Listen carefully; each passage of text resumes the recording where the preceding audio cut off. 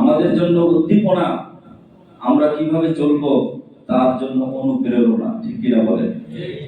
হযরত ওমর রাদিয়াল্লাহু তাআলা আনহুর সময় এক ইহুদি এবং একজন মুসলমান, পরবর্তীতে প্রমাণ হয়েছে সে নামের মুসলমান ছিল, আসলে সে অন্তরে মুসলমান ছিল না। আর যে ব্যক্তি মুখে ইসলাম বলে অন্তরে নাই, তাকে কোরআনের ভাষায় কি বলা হয়েছে? মুনাফিক বলা হয়েছে। যে অন্তরে একটা আর মুখে কি আরেকটা। এরকম দুইজন ব্যক্তি একটি বিচার কার্য নিয়ে নবীজি সাল্লাল্লাহু আলাইহি ওয়াসাল্লামের দরবারে উপস্থিত। দুজনই বিচার প্রার্থী। আল্লাহ রাসূল ইনসাফের প্রতীক। তিনি দুজনের বক্তব্য শুনানি শেষে, তথ্য প্রমাণ শেষে তিনি ইহুদির পক্ষে রায় দিলেন। মুসলমান ব্যক্তির নবীজি সাল্লাল্লাহু আলাইহি সাল্লামের রায় পছন্দ হলো না।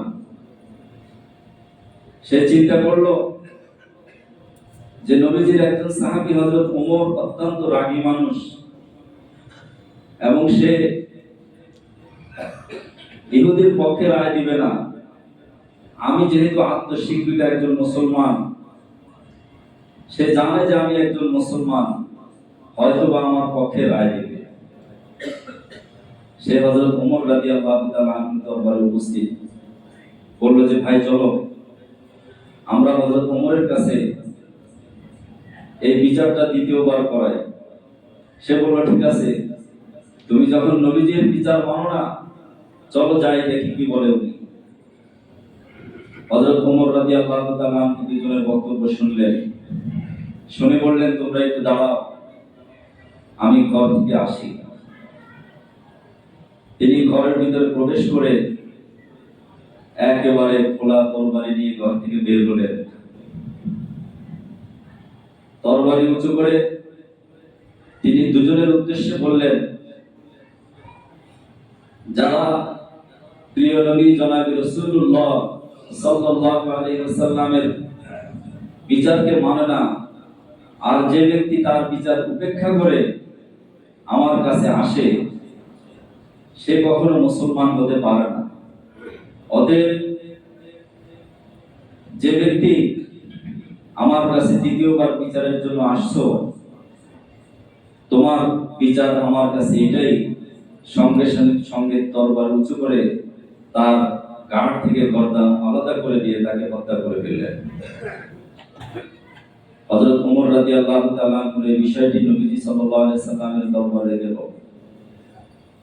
পরে প্রমাণ হলো যে লোকটা আসলে মুসলমান ছিল না, সে ছিল মুনাফিক, এবং সে যেহেতু কোরআনের বিধানকে লঙ্ঘন করেছে, আল্লাহর কোরআনের ফয়সালাকে অস্বীকার করেছে, সে আর মুসলমান থাকে নেই, মুনাফিক নাই, সে সরাসরি কাফের হয়েছে।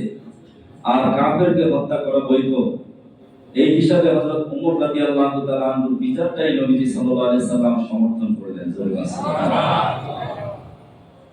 এজন্য মুহতারাম হাজিরিন, বিচার ফয়সালার ক্ষেত্রে যদি আমার আপনার ভিতরে ইনসাফ না থাকে, যদি আদল না থাকে, তাহলে সর্বক্ষেত্রে আমরা যে কত বিপদে পড়ব, সর্বক্ষেত্রে কত সমস্যার সম্মুখীন হব, সেটা দৃষ্টান্ত প্রত্যেকটা ব্যক্তি পরিবারে আমরা দেখতে পাচ্ছি। কোন ব্যক্তির যদি ছেলে মেয়ে দুইটাই থাকে, অনেক সময় মেয়েদেরকে সম্পদ থেকে বঞ্চিত করা হয়। ঠিক কিনা বলেন? ছেলের প্রতি ভালোবাসা বেশি থাকে, আবার অনেক সময় দেখা যায় সম্পদ বন্টনের ক্ষেত্রে নিজের সমতা বজায় রাখা সম্ভব হয় না, অনেকে রাখেন না। অথচ আল্লাহ পাকের প্রথম নির্দেশনাই হলো একটি শান্তি, সুখী, সমৃদ্ধ সমাজ গড়তে হলে সবার আগে নিজের মধ্যে ইনসাফ কায়েম করতে হবে। সবার আগে নিজের মধ্যে কি কায়েম করতে হবে? ইনসাফ, আদল কায়েম করতে হবে। আর যার ভিতরে ইনসাফ থাকবে না, তার ভিতরে ন্যূনতম ঈমানের যে স্বাদ, সে স্বাদ পাবে না। এজন্য প্রিয় নবী রাসূল করিম সাল্লাল্লাহু আলাইহি ওয়াসাল্লাম বলেছেন, হাসরের ময়দানে কঠিন বিপদের সময় আল্লাহ রাব্বুল আলামিন 7 শ্রেণীর মানুষকে তার আরশের ছায়ায় স্থান দিবেন। যেই সময় সূর্যের আলো মাথার উপরে থাকবে, মাথার গিরুগুলো টকবক করতে থাকবে সূর্যের প্রখর তাপে, সেই কঠিন মুহূর্তে আল্লাহ রাব্বুল আলামিন তার আরশের ছায়ায় 7 শ্রেণীর লোককে স্থান দিবেন। তার মধ্যে 1 নম্বর হলো ইমামুন আদিলুন, ওই ন্যায়পরায়ণ শাসক, যে তার শাসন কার্যে কখনো বেইনসাফি করে নাই, কখনো দেখেনি সে আমার আত্মীয় নাকি অনাত্মীয়, সে আমার দলের লোক নাকি বিরোধী দলের লোক, সে আমার আপন নাকি পর, এটা কখনো বিবেচনা না করে সে ইনসাফ ভিত্তিক বিচার কাজ করেছে। আল্লাহ রাব্বুল আলামিন ওই দিন ওই ন্যায়পরায়ণ শাসককে তার আরশের ছায়ায় স্থান দিয়ে দিবেন।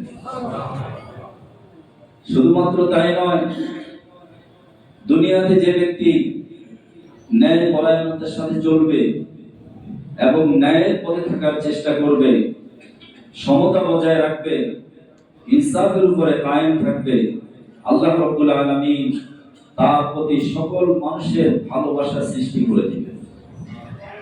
এজন্য আমরা দেখতে পাই সমাজের মধ্যে যার ভিতরে ইনসাফ আছে, যার মধ্যে আদল আছে, যার মধ্যে চলাফেরায় ভারসাম্যতা আছে, সে যেমনই হোক না কেন তার প্রতি বা তার দলের প্রতি মানুষের ভালোবাসা সৃষ্টি হয়ে যায়। এটা কার পক্ষ থেকে? এজন্য আপনি আমি আমাকে মানুষের সামনে প্রেজেন্ট করতে হলে, ভালো মানুষ হিসাবে যদি আমি মানুষের সামনে উপস্থাপিত হতে হই বা মানুষের সামনে নিজেকে তুলে ধরতে হয়, তাহলে সবার আগে আমার ভিতরে ইনসাফ থাকতে হবে। আমি যদি নিজে বেইনসাফি করি, আমি যদি পক্ষপাতিত্ব করি, আমি যদি মাত্রা অতিরিক্ত কোনো কাজ করি, আমি যদি ভারসাম্যতা বজায় না রাখি, তাহলে সমাজে আমার স্থান এমন জায়গায় যাবে যে আমি হয়তো নিজেকে বড় মনে করি, কিন্তু প্রত্যেকটা মানুষই আমাকে ছোট মনে করবে। ঠিক কিনা বলেন? এজন্য মুহতারাম হাজিরিন, নবীজি সাল্লাল্লাহু আলাইহি ওয়াসাল্লাম বলেছেন, ইয়্যাকুম ওয়াজ-জুলম, জীবনের সর্বক্ষেত্রে তোমরা জুলুম পরিহার করো। আর জুলুম মানে হলো যেটা ন্যায়সঙ্গত নয়, যেটা অন্যায়, সকল অন্যায়কে তুমি পরিহার করো, অন্যায়কে প্রশ্রয় দিও না।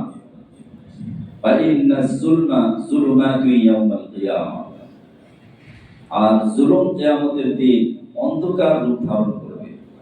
এমন অন্ধকার হবে, জালেম ব্যক্তি অন্ধকারে বেষ্টিত থাকবে, সামনে পিছনে কাউকে দেখতে পাবে না, ওই অন্ধকারে সে জাহান্নামে নিক্ষিপ্ত হবে। জোরে বলুন আল্লাহ।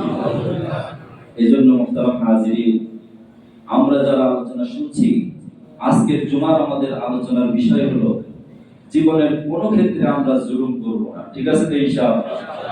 আমার দ্বারা যেন আমার পরিবারের উপরে জুলুম না হয়, আমার সন্তানরা যেন আমার দ্বারা জুলুম